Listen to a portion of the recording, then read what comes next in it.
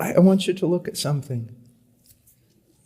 Isaiah 50, verse 10. This is in the servant song. Who is among you that fears the Lord, that obeys the voice of his servant?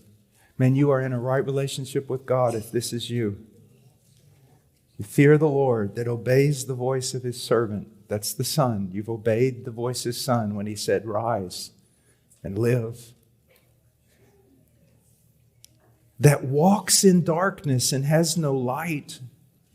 Hold it. Michael was teaching that the true Christian walks in the light. That's exactly what John says. That's exactly what John says. Walks in the revelation of God. Walks in the light of God. The purity of God. All that. So what is he saying?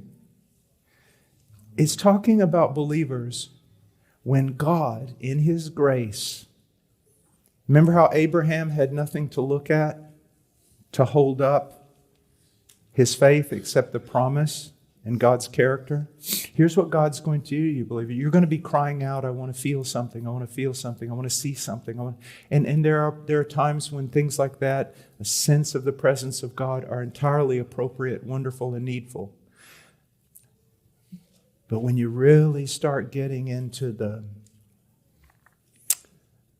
more difficult classes in God's teaching, he will leave you at times in utter darkness. Leave you without anything to sustain your hope or your faith except your knowledge of his character. And if God promised to hold the hand of Messiah when he walked on the earth, you can be sure that he holds the hands of the Messiah's disciples. So let him trust in the name of the Lord and rely on his God. Let him do that.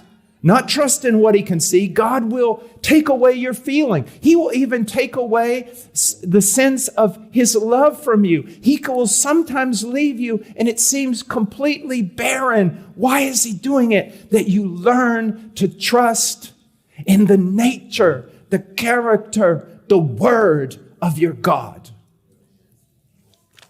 And then he goes on. Behold, all of you who kindle a fire, who encircle yourself with firebrands, walk in the light of your fire.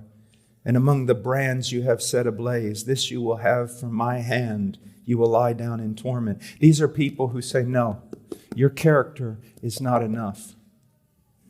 Your word is not enough. I need to see something. I need to feel something. And so they go out there and they acquire strange fire. They've got to have some experience. They've got to have something, because just trusting in the nature of God. And so many believers will come to me and they'll go, I'm believing, but it's almost as though I see nothing. I feel nothing. There's nothing to support me at all. And I'm going, oh child. And yet, you find yourself believing. And yet, you find yourself going forward. Or I'll tell them something like this. Good enough. Seems quite hopeless in your case. Did you drink and party before you became a Christian? Oh, yes, I did. We'll go back to it. If I was you, let's eat and drink, for tomorrow we die. I can't do that. No, really go. Open door. I'll look up some in the yellow pages or get on the internet for you. Go out and have a bang-up time. I can't do that. Why? Why? Because of my God. Sounds to me like God is making you a spectacle at this moment. And he's very happy because he has left you with nothing. He's drawn from you everything. And yet at the same time in heaven, he's boasting of you. Look at my servant who walks in darkness and has no light, but trusts in my name.